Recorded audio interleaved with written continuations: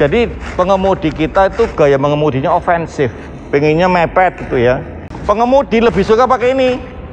Kenapa?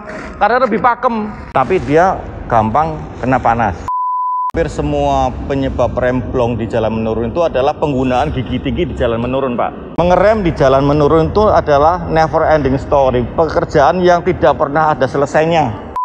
Ada yang biasa digunakan pengemudi bus dan truk, yaitu klakson telolet.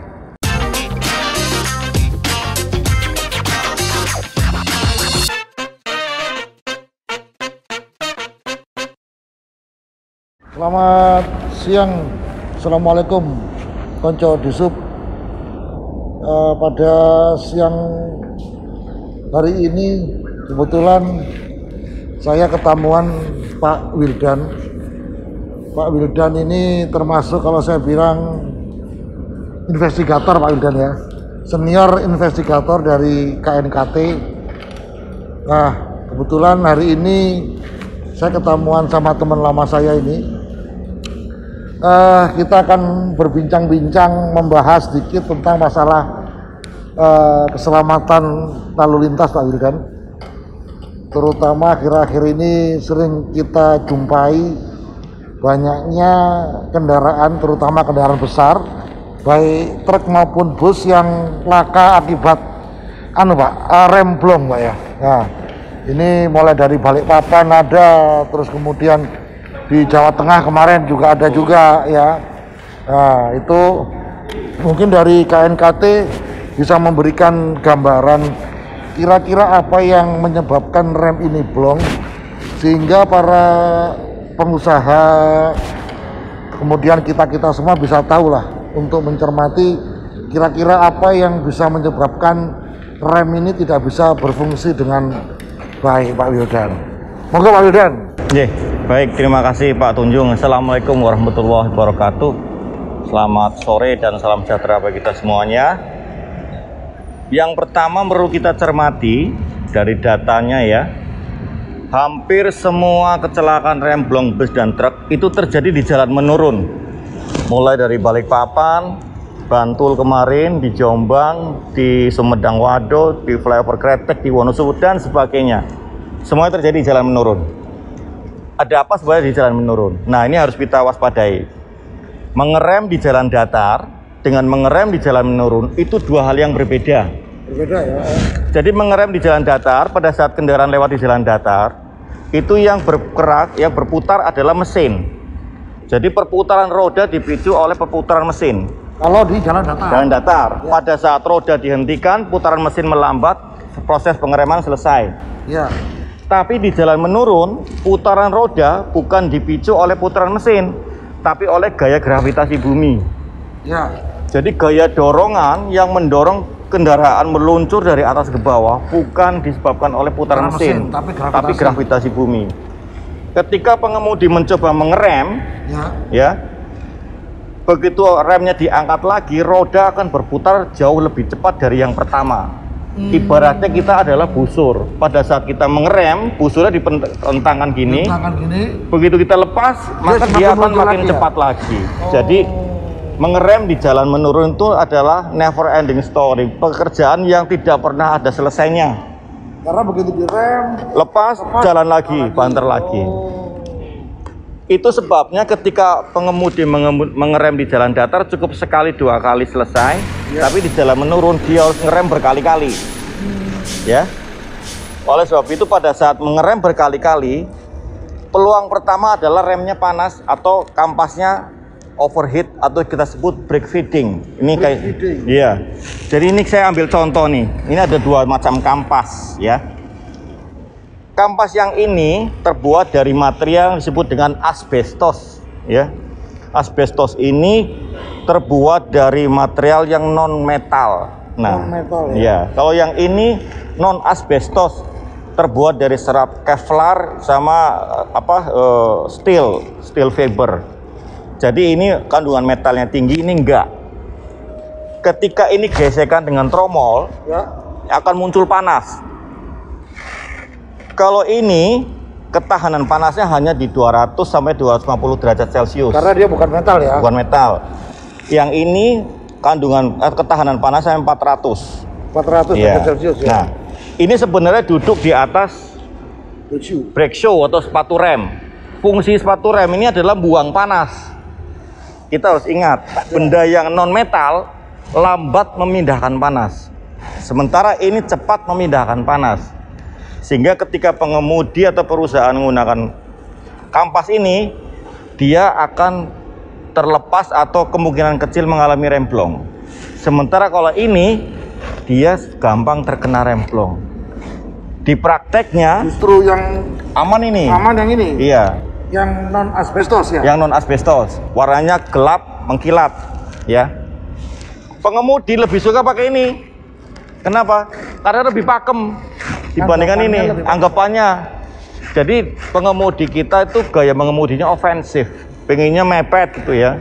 Jaraknya mepet. Iya. Nah kalau ngerem pakai ini memang sangat pakem, tapi dia gampang kena panas Karena dia terbuat dari asbestos. dari asbestos. Nah ini salah satu contoh.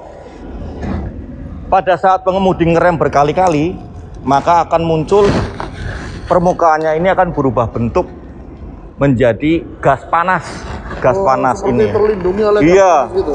Jadi antara kampas dengan tromol akan muncul gas. Ini yang menyebabkan remblong. Orang awam menyebutnya remblong, kita menyebutnya brake fading. Karena dia nggak mau nekan ke. Nggak bisa. Jadi gini ngambang dia, kayak ngambang, iya. Apa tromolnya ya? Jadi kayak ngambang di sini, nggak bisa Mungkin nekan ada magnetnya, iya itu. Plus sama plus gitu. Iya. Ini yang menyebabkan remblong yang pertama. Remblong yang kedua, ketika pengemudi ngerem bolak-balik, pada saat kita ngerem, kita buang angin. Ya, ini Kalau untuk, ngegas, untuk kendaraan besar Pak ya. besar ya, Yang bisa truk ngetruk. sama bis ya. Iya. Ya. Ketika ngegas kita ngisi angin, ketika ngerem kita buang angin. Pada saat kita ngerem berkali-kali, tekanan anginnya menjadi tekor. Ketika tekanan angin kurang dari 5 bar, maka rem kita nggak bisa berfungsi lagi. Ini yang terjadi di Balikpapan dan di Bantul. 5 bar ya. 5 bar, Padahal biasanya satu tabung itu berapa bar Pak? 10 bar. 10 bar ya. Jadi kalau dia nginjek terus, nggak pernah sempat ada ngisi, karena kalau bis turun kan nggak pernah ngegas. Jadi dia nggak punya kesempatan ngisi. Oh ya. Dia hanya ngerem. Ketika ngerem, Ngisinya itu pada waktu dia ngegas ya. Ngegas, iya. Oh ya. ngegas, ngisi, ngerem, buang. Ya. Ketika dia buang terus sampai 5 bar, maka rem itu nggak akan bisa berfungsi. Akhirnya blong ya. Blong. Kita mengenalnya blong. Begitu dia selesai nabrak, kemudian starter lagi, ngisi lagi, normal lagi kendaraannya. Oh, jadi Nggak ada masalah di kendaraan. jadi begitu diinvestigasi, begitu kendaraan itu Bapak datang ke lapangan beberapa jam setelahnya, begitu dilihat loh, kok normal. Normal Iya. lagi pasti. Jadi bukan berarti wah ini pengemudinya nggak nginjek rem, bukan ya? Bukan. Dia justru ngerem berkali-kali sehingga terjadilah tekor angin atau ininya panas. Jadi Nah. sebenarnya ini bukan malfunction kendaraan, tapi adalah cara mengemudi yang keliru di jalan menurun. Jadi Panca Disub bukan malfunction daripada kendaraan, tapi cara mengemudinya yang salah. Ya, karena yang disampaikan tadi material rem ini juga berpengaruh terhadap daya pengereman ya Pak ya. Apa ada sebab lain Pak? Kira-kira katakanlah dia udah gini nih udah pakai yang bagus sesuai yang disarankan. Tapi pernahkah Bapak lihat, oh ini sudah sesuai, ininya udah bener harusnya. Kenapa? Kira-kira ada lain yang supaya kita juga sama-sama hati-hati. Kalau sebab lain, sementara ini hampir semua penyebab remblong di jalan menurun itu adalah penggunaan gigi tinggi di jalan menurun, Pak. Ya. Jadi penyebab utamanya itu. Pesan kita KNKT kepada pengguna kendaraan, baik bus maupun truk, pada saat menurun gunakan gigi rendah, gigi 2, ya. Kemudian gunakan exhaust brake. Dengan demikian kita nggak perlu ngerem berkali-kali.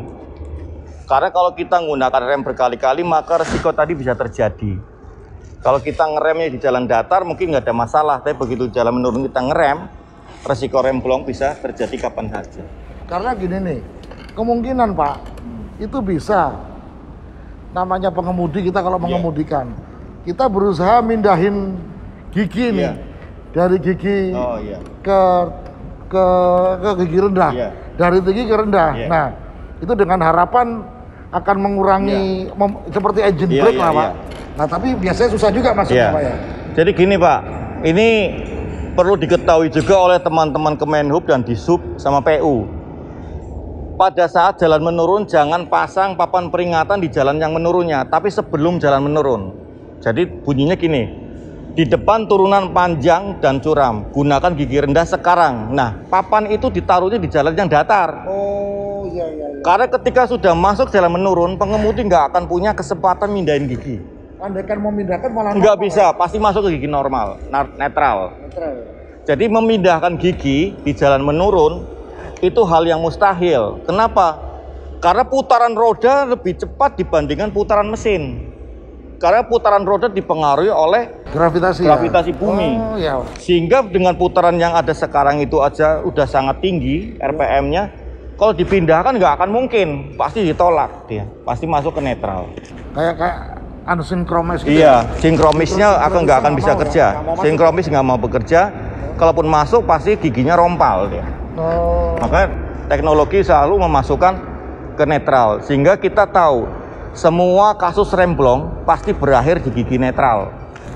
Oh, jadi mungkin ada peran serta Disub dan Kementerian Perhubungan dan PU kalau masang rambu-rambu peringatan yang warna kuning, Pak ya, biasanya turunan tajam atau turunan tajam panjang, kurangi gigi sekarang atau gunakan gigi rendah, itu harus segera dipatuhi oleh pengemudi dan juga letaknya harus jauh-jauh sebelum turunan tersebut ya Pak ya. Karena kalau sudah menurun, udah nggak ada kesempatan untuk mindahan gigi lagi. Oh, kemudian ada fungsi-fungsi lain, Pak, yang kira-kira yang bisa mempengaruhi sistem pengereman tersebut. Karena untuk kendaraan besar-besar Pak terutama. Ada yang biasa digunakan pengemudi bus dan truk, yaitu klakson telolet. Hati-hati penggunaan klakson telolet. Penggunaan klakson telolet itu ngambil sumbernya dari tabung angin yang untuk ngerem. Ya. Pasti.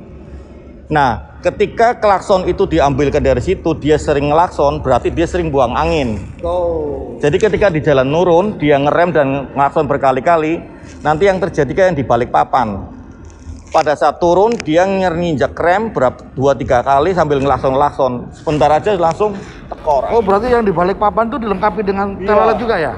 Di balik papan itu dilengkapi klakson telolet dan dia ngelakson-ngelakson kalau di depan ada lalu lintas yang padat. Oh, Pak Wildan. Yeah. Jadi mungkin yang pertama dapat disimpulkan bahwa penggunaan telolet itu tidak boleh. Kemudian penggunaan material daripada kampas rem sangat mempengaruhi. Terus cara mengemudi yang utama Pak ya, itu agar semua dapat melihat dari kejadian kerja dapat disimpulkan seperti itu. Jadi kalau di sub sementara itu obrolan kita dengan Pak Wildan, semoga bermanfaat buat kita semua. Terima kasih. Assalamualaikum warahmatullahi wabarakatuh.